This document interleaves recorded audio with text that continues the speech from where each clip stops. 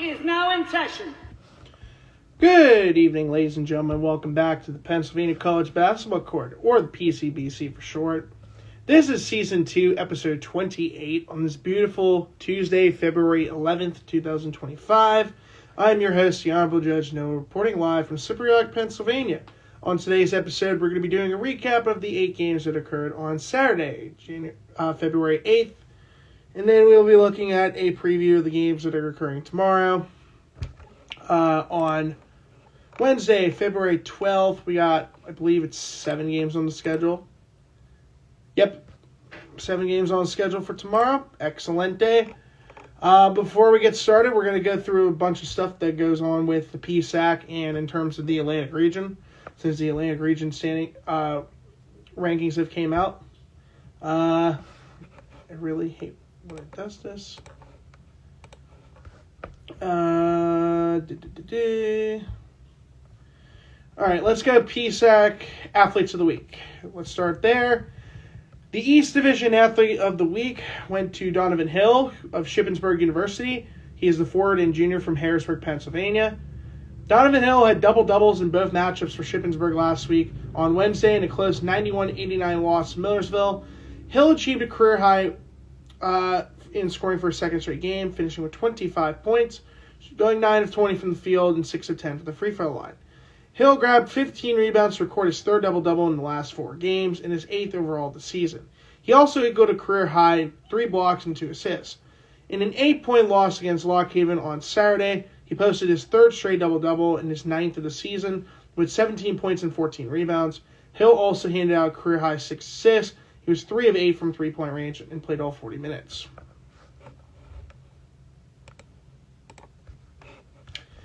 The East Division Defensive Player of the Week went to Chase Parr of Shepherd, who is a forward and grad student, Mount Airy, Maryland. Parr averaged 11 rebounds and 3 blocks per game, while Shepherd went 1-1 last week.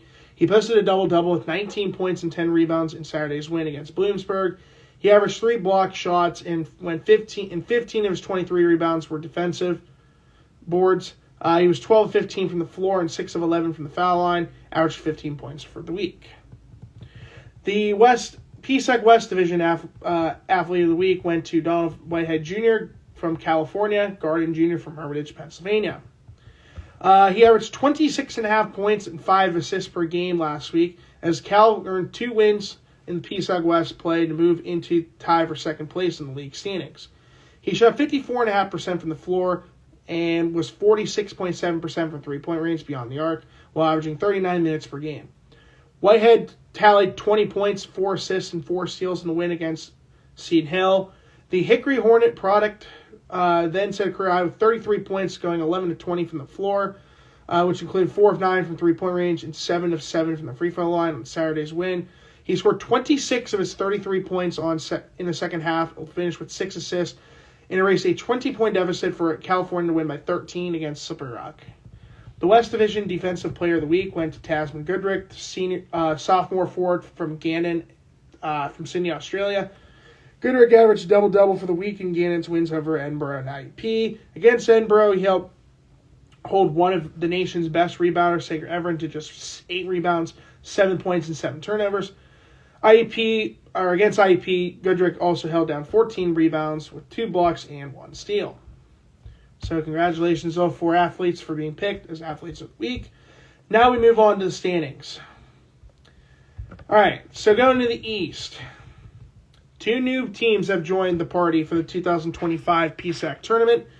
In first place, still holding the top spot in the East, they are 14-2 in conference play, 19-4 overall this year, and have won their last 3 games. It is Westchester Golden Rams. In second place, 11-4 in conference play, 17-5 overall in a 4-game winning streak. Congratulations to the East Railsburg Warriors for making their way to the 2025 PSAC tournament. In third place at 11-5 in conference play, 15-8 overall, and won their matchup on Saturday against Bloomsburg. Also punching their ticket to the 2025 PSAC tournament is the Shepherd Rams. In fourth place at 9-6 in conference play, 13-9 overall this year, and lost their matchup on Saturday at East Stroudsburg, would be the Millersville Marauders. fifth place, they are 9-7 in conference play, 12-10 overall this year, and have won their last 2 games with the Lock Haven Bald Eagles. Holding in the number 6 spot, man, it's getting a doozy in terms of that. Hold that thought. My apologies. Holding the number 6 spot in the East, barely. They're 4-12 in conference play, 7-15 overall, and have lost their last 2 games, would be Mansfield. 7th place, they're also 4-12 in conference play, 7-16 overall, and have lost their last 4 games, would be the Shippensburg Raiders. 8th place is the Bloomsburg Huskies. They are also 4-12 in conference play. They are 5-18 overall on the year, and have lost their matchup on Saturday against Shepherd. 9th place, Bloomsburg, or not Bloomsburg. In 9th place is Kutztown. They're 3-12 in conference play, 7-15 overall, and have lost their last 4 games. Also, a shout out to the Philadelphia Eagles for winning Super Bowl 59 and ending the idea that Patrick Mahomes is the GOAT. Sorry, he's not the GOAT. Just saying. Going to the West, still only one team has clinched an official spot in the 2025 PSAC tournament, and that is the Gannon Golden Knights, who with a win in any of the remaining games will clinch the number 1 seed in the PSAC West, which is no surprise. They're up 4 games on the number 2 seed in the West. Actually, the 2 and 3 seeds have the same identical record. So if Gannon wins a game where California and Edinboro both lose a game at some point in the final 4 games, Gannon clinches the 1 seed regardless. But Gannon's number 1. They're 4 games ahead for first place in the West. 13-3 in conference play, 18-6 overall, and they've won their last 2 games. In second place is California. They're 9-7 in conference play, 14-10 overall this year on a 4-game winning streak. In third place is Edinboro. They're 9-7 in conference play, 13-10 overall on a 1-game winning streak, in which they won on Saturday against Pitt Johnstown. In fourth place is Slippery Rock. They're 7-8 in conference play, 11-12 overall, and they're on a 3-game losing streak. In fifth place is Seton Hill. They are 7-9 in conference play, 14-10 overall this year, and won their matchup on Saturday against Clarion. Which means that the 6th spot, barely hanging in the number 6 spot in the PSAC West, is the IEP Crimson Hawks. They are 6-8 in conference play and 11-11 overall this year, and lost their matchup on Saturday at Gannon. IEP's on thin ice right now, because right behind them is the team they're facing tomorrow, who is in 7th place in the PSAC West. They're 6-9 in conference play, 10-12 overall, and have lost their last 2 games. That would be the Pitt Johnstown Mountain Cats. And in dead last, 6-10 conference play and 11-11 overall this year, and lost their matchup on Saturday to Seton Hill, is the Clarion Golden Eagles. So let's take a look at the Atlantic Region poll from yesterday. The top 6 seeds remain the same. So West Liberty holding the number 1 spot. Fairmont State, both out of the Mountain East, holding the top 2 spots, both 19-3. Third place is Westchester at 19-4 on the season. They hold the number 3 spot. Fourth place is East Stroudsburg at 17-5. Fifth place is Gannon. They're 18-6. Westchester, East Stroudsburg, and Gannon out of PSAC. 6th place out of the CIAA is Fayetteville State. They're 17-6. Big jumper from the Mountain East Conference, it's Concord. The Lions are 13-7. They move up 2 spots from last week. They were number 9 in the rankings. In 8th place, dropping 1 spot from last week, is the Lincoln Lions of the CIAA. Right now, just outside the picture for the Atlantic Region Tournament is Shepherd out of the PSAC. They dropped 1 spot from last week. They're 15-8. And Virginia State out of the CIAA moved up from being a RV. They're 14-7. The 4 teams mentioned as RVs or honorable mentions receiving votes: Millersville, Seton Hill again, Bluefield State, and California. So we'll have to wait and see. So that's the updated rankings for the Atlantic region. Let's get to the recap. The games that occurred on Saturday. And I really hate to be a pain because I really didn't want to do this game first, but I'm getting it out of the way because I was just so infuriated on Saturday that I legit had to rant for about 25 minutes about literally nothing. And if IEP if they were playing a song about IEP, it'd be called Quitting Time, and that Quitting Time would have been the halftime. The first whistle from the beginning of the second half, because I don't know what happened in the second half. But anyways, in the first half, IEP outscored Gannon 37-36. Gannon completely embarrassed IEP in the second half. It was 48-25. Gannon winning 84-62. Crimson Hawks, Gannon improving 18-6, 13-3 in conference play. IEP drops to 11-11 and 6-8 in conference play. All right, so here we go. Top scores for IEP. The top scorer was Christian Moore in 35 minutes. He was 4-13 from the floor, 4 of 10 from three-point range, 3 of 4 from the free throw line, 2 rebounds, 2 assists, and 1 steal for 15 points. Kaimani Marrero in 38 minutes was 5 of 12 from the floor, 2 He was 5 of 12 from the floor, 2 of 6 from three-point range, 2 of 3 from the free throw line, 5 rebounds, 1 steal for 14 points. He had 7 turnovers in this game. Tyler Grove, in 30 minutes, he was 3 of 11 from the floor, 1 of 6 from three-point range, 5 of 6 from the free throw line. In his first game back in Erie, Pennsylvania, the Erie native had 4 rebounds, 2 assists, and 1 steal for 12 points. Sarp Ferdin, in 24 minutes, he was 2 of 4 from the floor, 3 rebounds, 1 assist, 1 steal for 4 points. Demir Brooks easily having his worst game of the season. In 20 minutes, he was 0 of 2 from the floor and 1 of 2 from the free throw line. 2 rebounds, 2 assists, 3 blocks, and 2 steals for 1 point. So at least he had 3 blocks and 2 steals, because everything else was pretty much off the map in terms of that. IEP, by the way, had 4 players with 4 fouls. So, yeah, that didn't help either for IEP.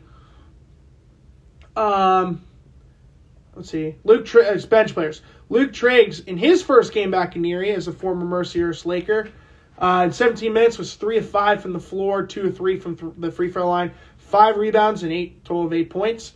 Ian Herring, in 25 minutes, 1 of 5 from the floor, 0 of 1 from three-point range, 4 of 4 from the free throw line, 5 rebounds, and 1 steal for 6 points. Alfonso Pickens Jr., in his first game back in Erie, another Erie native, he was 1 of 5 from the floor, 0 of 1 from three-point range, 0 of 2 from the free throw line in 15 minutes, had 1 rebound, 1 assist, and 1 steal for 2 points.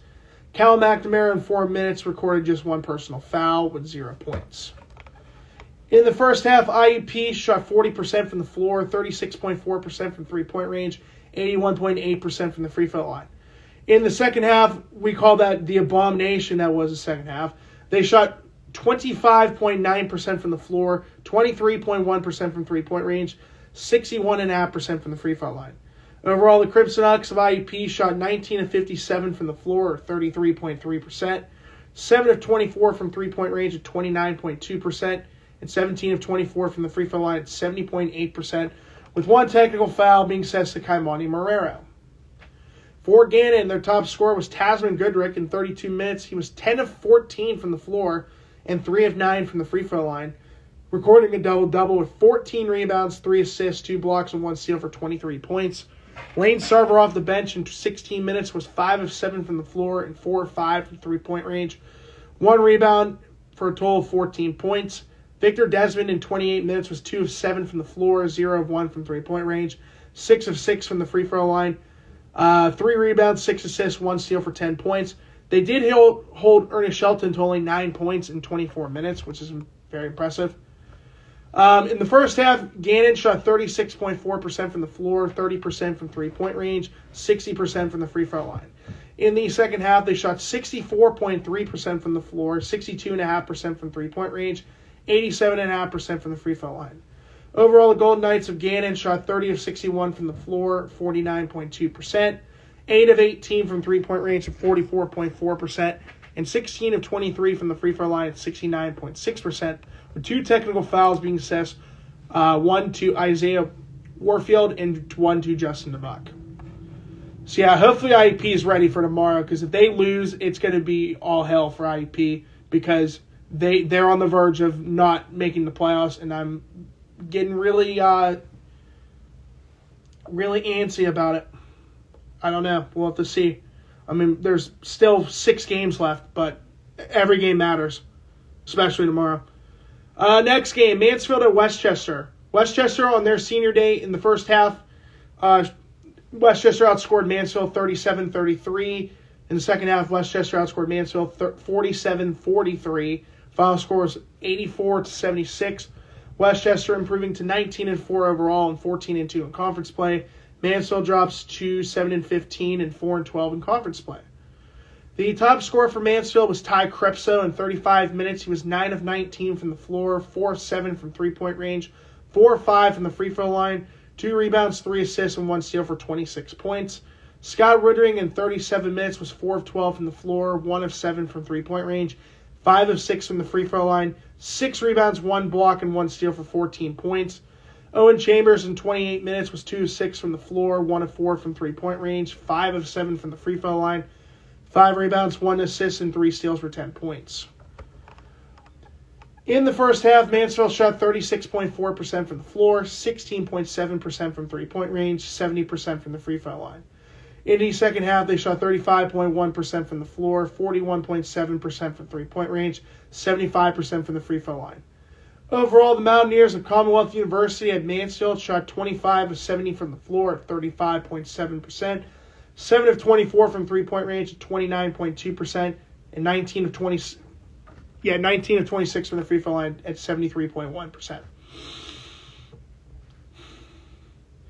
For Westchester, their top scorer was senior Elijah Allen in 31 minutes. He was 7 of 14 from the floor, 3 of 8 from three-point range, 7 of 8 from the free throw line, 7 rebounds, 3 assists for 24 points. Joshua Walker, another senior, in 27 minutes, he was 5 of 9 from the floor and 6 of 8 from the free throw line, 9 rebounds, 3 blocks for 16 points.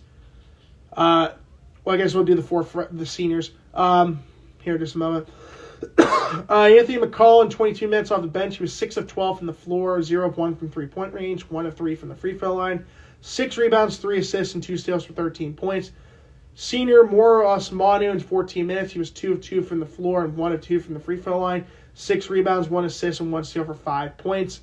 And senior Alex Walensky in 5 minutes recorded exactly 0 stats, and he had 0 points. In the first half, Westchester shot 51.7% from the floor, 37.5% from three-point range, 80% from the free throw line. In the second half, they shot 48.4% from the floor, 36.4% from three-point range, 72.2% from the free throw line. Overall, the Golden Rams of Westchester shot 30 of 60 from the floor, or 50%, 7 of 19 from three-point range, 36.8%, 17 of 23 from the free throw line, 73.9%. Millersville and East Stroudsburg. In the first half, East Stroudsburg outscored Millersville 44-33. In the second half, East Stroudsburg outscored Millersville 45-34. Final score 89-67. East Stroudsburg improves to 17-5 on the season and 11-4 in conference play. Millersville drops to 13-9 and 9-6 overall, 9-6 in conference play. The top scorer for Millersville was Aiden Gare in 35 minutes. He was 7 of 16 from the floor, 5 of 12 in three-point range, 2 of 2 from the free throw line, 3 rebounds, and 3 steals for 21 points. Jamie Ested in 34 minutes was 3 of 8 from the floor, 0 of 1 from three-point range, 5 of 6 from the free throw line, 5 rebounds, 4 assists for 11 points. Alec Tupper recording a double-double, 23 minutes off the bench, was 5 of 12 from the floor, 0 of 5 from three-point range, 12 rebounds, 1 assist for 10 points. In the first half, Millersville shot 44.4% from the floor, 22.2% from three-point range, 87.5% from the free throw line. In the second half, they shot 41.9% from the floor, 38.5% from three-point range, 60% from the free throw line. Overall, the Marauders of Millersville shot 25 of 58 from the floor, 43.1%. 7 of 22 from three-point range, 31.8%, and 10 of 13 from the free throw line, 76.9%.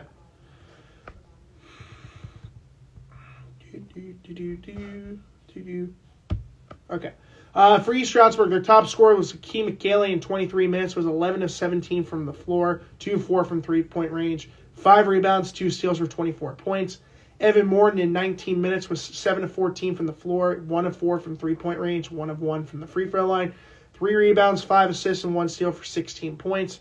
Cam Young in 22 minutes was 4 of 4 from the floor, 4 of 5 from the free throw line, 2 rebounds, 2 blocks, and 6 steals for 12 points. In the first half, East Stroudsburg shot 57.1% from the floor, 36.4% from three-point range, 88.9% from the free throw line. In the second half, they shot 52.8% from the floor, 46.5% from three-point range, or 46.2% from three-point range, and 100% from the free throw line.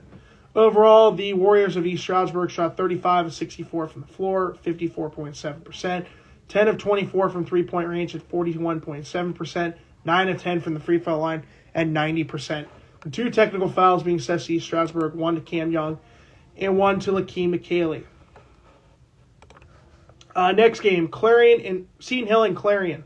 In the first half, Seton Hill outscored Clarion 35-33. In the second half, Seton Hill outscored Clarion 42-27. Final score 77-60 in favor of Clarion. Seton Hill improving to 14-10 on the season and 7-9 in conference play. Clarion drops to 11-11 and 6-10 in conference play. The top scorer for Seton Hill was Gage Lattimore, who in 28 minutes off the bench was 7 of 8 from the floor, 5 of 6 from three-point range, 3 rebounds, 3 assists, and 1 steal for 19 points. Gabe Gillespie and Kendrick Curtis both recording 16 points each. For Gillespie, he did it in 30 minutes and was 6 of 8 from the floor and 4 of 4 from the free throw line, 4 rebounds, 1 assist, and 2 blocks with 16 points. Kendrick Curtis did it in 29 minutes and was 4 of 10 from the floor, 1 of 3 from three-point range, 7 of 8 from the free throw line, 5 rebounds, 2 assists, and 4 steals for 16 points. In the first half, Seton Hill shot 48% from the floor, 52.9% from three-point range, 100% from the free throw line. In the second half, they shot 61.9% from the floor, 50% from three-point range, 81.3% from the free throw line. Overall, the Griffins of Seton Hill finished 25 of 46 from the floor at 54.3%, 12 of 23 from three-point range at 52.2%, and 15 of 18 from the free throw line at 83.3%. For Clarion, their top scorer, no surprise, he was actually the only player for the Golden Eagles that recorded double-digit points, was Cam Kearney. In 36 minutes, he was 8 of 18 from the floor, 0 of 5 from three-point range, 9 of 9 from the free throw line, 8 rebounds, 1 assist, and 1 steal for 25 points. In the first half, Clarion shot 46.2% from the floor, 41.7% from three-point range, 80% from the free throw line. In the second half, they shot 30% from the floor, 7.7% from three-point range, 80% from the free throw line. Overall, the Golden Eagles of Penn West Clarion shot 21 of 56 from the floor, 37.5%, 6 of 25 from three-point range at 24%, and 12 of 15 from the free throw line at 80%. Next game, Pitt Johnstown at Edinburgh at the Macomb Fieldhouse. In the first half, Edinburgh scored Pitt Johnstown 47-37. In the second half, Edinburgh scored Pitt Johnstown 50-38. Edinburgh winning 97-75. Edinburgh improving to 13-10 on the season and 9-7 in conference play. Pitt Johnstown drops to 10-12 and 6-9 in conference play. For Pitt Johnstown, their top scorer was Ryan Smith in 33 minutes. He was 9 of 14 from the floor, 2 of 6 from three-point range, 1 of 2 from the free throw line, 7 rebounds, 2 assists, and 1 block for 21 points. 2 players recording 12 points. Baden Forup in 23 minutes off the bench was 6 of 8 from the floor, 5 rebounds for 12 points. Jay Rose in 21 minutes was 5 of 9 from the floor, 0 of 1 from three-point range, 2 of 2 from the free throw line, 4 rebounds, 3 assists, and 2 blocks for 12 points, also coming off the bench. And Adam Belinsky in 25 minutes, he was 4 of 6 from the floor, 2 of 2 from the free throw line, 2 rebounds for a total of 10 points. In the first half, Pitt Johnstown shot 60.7% from the floor, 25% from three-point range, 100% from the free throw line.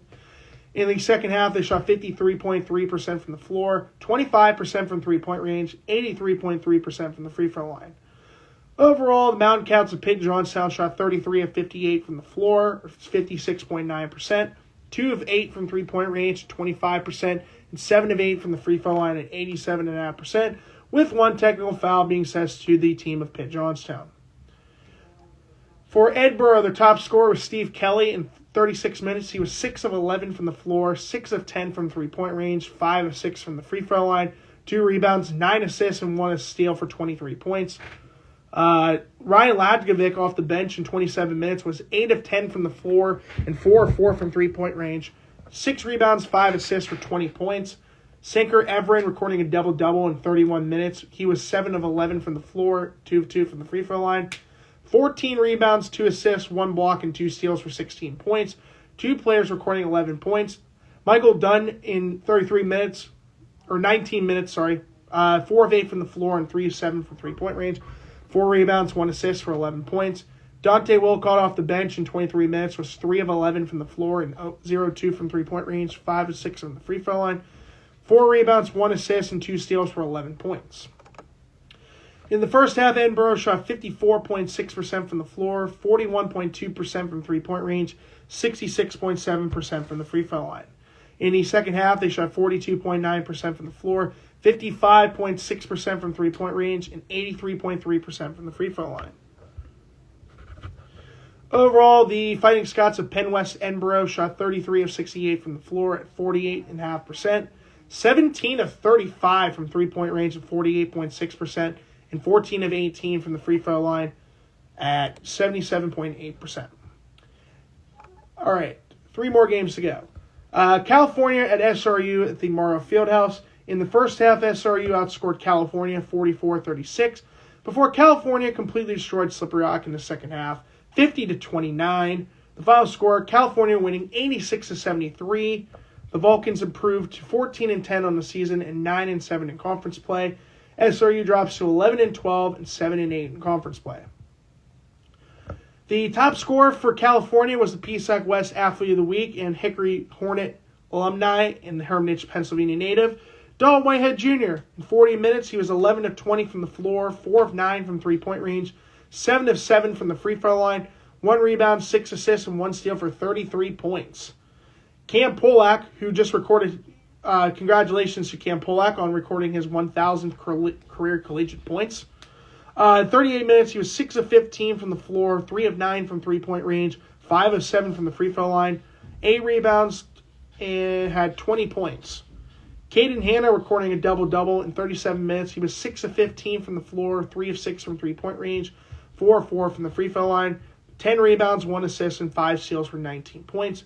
Daleman Alexander in 34 minutes had 14 rebounds and had 4 points. In the first half, California shot 41.9% from the floor, 33.3% from three-point range, 55.6% from the free throw line. In the second half, they shot 43.8% from the floor, 41.2% from three-point range, and a perfect 15 of 15 or 100% from the free throw line in the second half. Overall, the Vulcans of Penn West, California shot 27 of 63 from the floor, 42.9%, 12 of 32 from three-point range at 37.5%, and 20 of 24 from the free throw line at 83.3%. For SRU, their top scorer was Day Waters, the former Millersville Marauder. In 35 minutes, he was 10 of 21 from the floor, 7 of 13 from three-point range, which he actually started the game a perfect 4 for 4 from three-point range in the first 5 minutes. He had 12 points already. He was 2-4 from the free throw line, 3 rebounds, 1 assist, and 1 steal for 29 points. Jomo Goings in 38 minutes was 6 of 20 from the floor, 2 of 9 from three-point range, 4 of 4 from the free throw line, 6 rebounds, 5 assists, 1 block, and 1 steal for 18 points. And Luke Howells in 37 minutes, he was 4 of 12 from the floor, 1 of 2 from three-point range, 3 of 4 from the free throw line, 3 rebounds, 7 assists, and 1 steal for 12 points. So Maceo Austin still not playing right now for the Rock, and my boy Ed Cursor is not playing as well. Interesting. In the first half, SRU shot 53.1% from the floor, 41.2% from three-point range, 50% from the free throw line. In the second half, they shot 22.2% from the floor, 26.7% from three-point range, 75% from the free throw line. Overall, the Rock of SRU shot 25 of 68 from the floor, 36.8%. 11 of 32 from three-point range at 34.4%. And 12 of 18 from the free throw line, 66.7%. Lock Haven at Shippensburg at the Hodges Fieldhouse. In the first half, Lock Haven outscored Shippensburg 40-28. In the second half, Shippensburg outscored Lock Haven 47-43. Final score, Lock Haven winning 83-75. Lock Haven improves to 12-10 on the season and 9-7 in conference play. Shippensburg drops to 7-16 and 4-12 in conference play. The top scorer for Lock Haven was Isaiah Stewart in 36 minutes. He was 5 of 11 from the floor, 3 of 4 from three-point range, 10 of 10 from the free throw line, 4 rebounds, 4 assists, 1 block, and 1 steal for 23 points. Kevin Coleman in 34 minutes was 8 of 13 from the floor, 1 of 2 from three-point range, 2 of 4 from the free throw line, 7 rebounds, 2 assists, and 2 steals for 19 points. Eli Washington in 29 minutes was 4 of 6 from the floor, 0 of 1 from three-point range, 2 of 4 from the free throw line, 8 rebounds, 4 assists, and 4 steals for 10 points. In the first half, Lock Haven shot 43.8% from the floor, 46.2% from three-point range, 100% from the free throw line. In the second half, they shot 48.4% from the floor, 18.2% from three-point range, 73.3% from the free throw line. Overall, the Bald Eagles of Commonwealth University at Lock Haven shot 29 of 63 from the floor, 46%, 8 of 24 from three-point range, 33.3%, and 17 of 21 from the free throw line, and 81%. For Shippensburg, their top scorer was Jaden Smith, who in 36 minutes was 9 of 13 from the floor and 2 of 6 from three-point range, 3 rebounds, 2 assists, and 1 steal for 20 points. Donovan Hill recording a double-double and playing all 40 minutes against Lock Haven, and was 6 of 13 from the floor, 3 of 8 from three-point range, 2 of 4 from the free throw line, 14 rebounds, 6 assists, and 1 steal for 17 points. Timmy Connor in 24 minutes was 5 of 12 from the floor, 2 of 5 from three-point range, 2 rebounds, 2 assists for 12 points.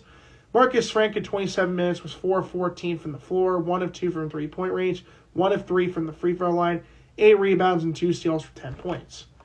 In the first half, Shippensburg shot 37.9% from the floor, 33.3% from three-point range, 37.5% from the free throw line.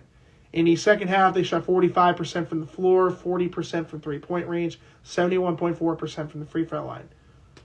Overall, the Raiders of Shippensburg shot 29 of 69 from the floor, 42%, 9 of 24 from three-point range at 37.5%, and 8 of 15 from the free throw line at 53.3%. Final game, Bloomsburg and Shepherd at the Butcher Athletic Center in Shepherdstown, West Virginia. Right across the river from where the Battle of Antietam was. From the battle just across the river, the Potomac River. In the first half, Bloomsburg and Shippensburg each scored 36 points apiece. In the second half, Shepherd outscored Bloomsburg 45-35. For Shepherd to win this game, 81-71. Shepherd improves to 15-8 and 11-5 in conference play. Bloomsburg drops to 5-18 and 4-12 in conference play. The top scorer for Bloomsburg was Kent Oilauer, off the bench in 24 minutes, was 8 of 11 from the floor, 3 of 6 from three-point range, 3 of 6 from the free throw line, 1 rebound and 2 steals for 22 points. Louis Wild and Matt Bengal each recording 15 points. Wild, in 36 minutes, was 3 of 8 from the floor, 0 of 3 from three-point range, 9 of 9 from the free throw line, 4 rebounds, 5 assists, and 1 steal for 15 points. Bengal, in 32 minutes, was 7 of 13 from the floor, 1 of 2 from three-point range, 0 of 1 from the free throw line, 4 rebounds, 2 assists, and 2 steals for 15 points. In the first half, Bloomsburg shot 48.2% from the floor, 36.4% from three-point range, 85.7% from the free throw line. In the second half, they shot 39.3% from the floor, 38.5% from three-point range, 72.7% from the free throw line. Overall, the Huskies at Commonwealth University at Bloomsburg shot 24 of 55 from the floor at 43.6%, 9 of 24 from three-point range at 37.5%, and 14 of 18 from the free throw line at 77.8%. For Shepherd, their top scorer was Chase Parr, PSAC East Defensive Player of the Week. In 35 minutes was 9 of 11 from the floor, 0 of 1 from three-point range, 1 of 1 from the free throw line, recording a double-double with 10 rebounds, 4 assists, and 2 blocks for 19 points. Jared Robinson in 35 minutes was 4 of 10 from the floor, 3 of 6 from three-point range, 4 of 4 from the free throw line, 8 rebounds, 1 assist for 15 points. And Marcus Banks in 34 minutes was 4 of 11 from the floor, 1 of 3 from three-point range, 4 of 4 from the free throw line, 3 rebounds, 7 assists for 13 points. In the first half, Shepherd shot 47.1% from the floor, 25% from three-point range, 50% from the free throw line. In the second half, they shot 53.9% from the floor, 41.7% from three-point range, 92.4% from the free throw line. Overall, the Rams of Shepard shot 30 of 60 from the floor at 50%, 8 of 24 from three-point range at 33.3%, and 13 of 15 from the free throw line at 86.7%. All right. So that is it for the Saturday games in terms of the recaps. 6-2 again. Pretty good week. Ended up finishing, I believe, 12-4. Yep, 12-4. Not too bad. Games I got correct: Edinburgh over Pitt Johnstown, Lockhaven over Shippensburg, Shepherd over Bloomsburg, California over SRU, Westchester over Mansfield, and East Stroudsburg over Millersville. Games I got incorrect: I had IEP being Gannon. Gannon won by 22 points. And I had Clarion winning over Seton Hill. Seton Hill won by 17 points. 250 games down, only 42 more to go. I've gotten 164 out of 250 games correct. That is 65.6% of the games I've gotten correct. Hello.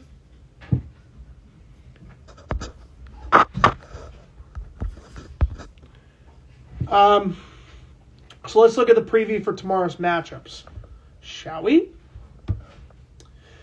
So, wait, hold on. That ain't right. Hello, babe. All right, let's see. Oh, what the heck? Apparently they changed that game too. What the fuck? Wow, they changed a crap ton of these games. I'm guessing it's because of the weather, I would guess. Hold that thought. My schedule's all over the mess, all over the place. All right, so we have 3 games that got changed. Lockhaven and Mansfield, which was supposed to be a 7 o'clock game. Bloomsburg and East Stroudsburg, which I believe was supposed to be a 7:30 game. And Westchester and Shippensburg was supposed to be an 8 o'clock game. So the first game tomorrow, with 7 games on the schedule. The first one is at 3 o'clock. It is Mansfield at Lockhaven. Mansfield 7-15, holding in the number 6 spot in the East. Lockhaven is number 5 on the list in the PSAC East. Let's take a look. 3:30 game. East Stroudsburg at Bloomsburg. East Stroudsburg 17-5. Bloomsburg is 5-18. Straight off of I-80. Roughly about an hour and 20. Roughly about an hour or so, a little over an hour from Bloomsburg is East Stroudsburg on I-80. 5 o'clock game, Westchester at Shippensburg. Westchester 19-4, looking to become the first team in the PSAC to earn 20 wins this year. Shippensburg is 7-16. Then the remaining 4 games are scheduled at 7:30. Gannon at SRU. Gannon 18-6. SRU is 11-12. Gannon looking to clinch the 1 seed tomorrow at the Morrow Fieldhouse. Kutztown at Millersville play at the Basila Gymnasium. Kutztown is 7-15. Millersville is 13-9. California and Clarion. The Vulcans are 14-10. Clarion is 11-11. And then finally, the game we're going to be talking about here in just a second is IUP at Pitt Johnstown, being played at the UPJ Sports Center. So let's get into the scouting report for tomorrow. All right, so tomorrow is Wednesday, February 12th, 2025. It is IEP's 2,296 game in program history. They are 1,507 and 788 with a 657 winning percentage all time. IEP comes into this matchup 11-11 on the season and 6-8 in conference play. 6 in the PSAC West, coming off a 22-point loss. Actually, both teams lost by 22 points exactly. 22-point loss at Gannon. Pitt Johnstown comes in 10-12 on the season, 7-9 in conference play, sitting in the number 7 spot in PSAC West, right behind IUP. They also came off a 22-point loss at Edinburgh. This is a 7:30 p.m. Eastern Standard Time game at the UPJ Sports Center in Johnstown, Pennsylvania. The travel distance from the Cavalcha Convention Athletic Complex to the UPJ Sports Center is a very short 35 miles or roughly 35.4 miles or 56.9 kilometers. about a 45-minute drive. Let's take a look at the map. Again, very simplistic drive. Straight down Pennsylvania 56 through the Conemaugh River Valley. Go right past downtown Johnstown, head east for about 10 miles. And then stay on 219 for about half a mile. Go towards signs for Pitt Johnstown. And ladies and gentlemen, you're at the home of the Mountain Cats. Essentially 10 miles outside of the city of Johnstown. All right, so this is the 68th all-time meeting between these two programs. IUP is 50-17 all-time against the Mountain Cats. The most previous matchup came 28 days ago on January 15th. IUP won 84-73 over the Pitt Johnstown Mountain Cats. Now let's take a look at the 7 key elements of my fundamentals of basketball. See, at least someone thought it was funny. 7 key elements of my fundamentals of basketball. Offensively, IUP ranks 13th out of 17 teams in the PSAC at 73.7 points per game. Pitt Johnstown's tied for 4th with Millersville at 82.2 points per game. So the advantage goes to Pitt Johnstown. Defensively, IUP is number 4 in the PSAC West, or not PSAC West, number 4 overall in the PSAC at 72.5 points per game. Defensively, Pitt Johnstown is dead last at 83.6 points per game allowed. So the advantage easily goes to IUP. Field goal percentage. IUP is shooting 44.6% from the floor. That's 9th in the conference. Pitt Johnstown is the number 1 team in the PSAC in field goal percentage at 48.4%. So the advantage goes to Pitt Johnstown. 3-point field goal percentage is decently close. IUP is at 33.1% from 3-point range, which is 9th. Ahead of them is Pitt Johnstown at 34%. So the advantage goes to Pitt Johnstown. Rebounding. IUP is at 70.5%, or free throw percentage. IUP is at 70.5% for the free throw line. That's 12th. Pitt Johnstown's number 2 in that list at 76.7%. Advantage goes to Pitt Johnstown. Rebounding. IUP is 10th in the conference at 37.5 rebounds per game. Pitt Johnstown's 13th at 36.5 rebounds per game. Advantage goes to Indiana. And assist-to-turnover ratio is very close. IUP's at 1.07 assists per turnover. That's 7th. Pitt Johnstown's at 1.03. That is 11th. So the advantage goes to IUP. So this is a very close matchup for tomorrow, which I expect it was going to be. But the advantage goes to Pitt Johnstown. They earned 4 out of the 7 key elements.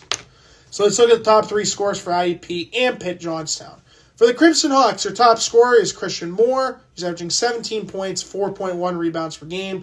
He's shooting 40.4% from the floor and 34.9% from 3-point range.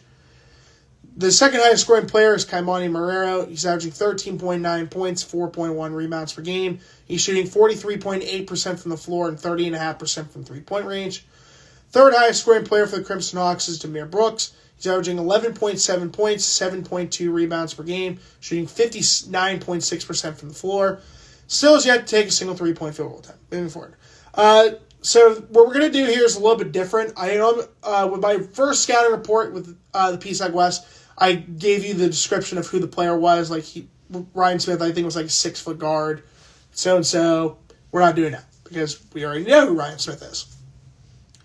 So the top 3 scores for the Mountain Cats. The first one is number 23, Ryan Smith. He's averaging 17.3 points, 5 rebounds per game, shooting 50.9% from the floor and 39.5% from 3-point range. The second highest scoring player is number 1, Jay Rose, averaging 13.9 points, 4.4 rebounds per game, shooting 47.4% from the floor and 40% from 3-point range. I completely forgot he's a freshman too, so I would bet the freshman of the year group is going to be really close. And he's probably going to be in that mix too somewhere. And the third highest scoring player for the Mountain Cats is number 32, Baden Forup, averaging 13.1 points, 6.1 rebounds per game, shooting 60.9% from the floor, and very much like Demir Brooks, has yet to take a single 3-point field goal attempt this season. UPJ, the 3 keys of the game. Number 1, understand the assignment. This is a huge game coming up tomorrow, no matter what. Because IUP, they lose, they sit outside the PSAC West playoff picture. So this is a crucial game for IUP. So they better understand that they cannot give up right from the get-go. They have to play this game with all force. Because last year the matchup was only decided by 1 point. Which leads us to number 2. Prepare yourselves for a crucial game. Again, this is a huge game coming up for the Crimson Hawks. They need this win more than ever to keep their hopes at the 18 to look for an 18 straight year in the PSAC tournament alive. And lastly, just play hard all freaking game long. And do not quit the second half. Again, if IUP would have played like they did in the first half, IUP would have beaten Gannon on Wednesday or on Saturday. But no, they quit in the second half, so now they have to be ready. They cannot give up.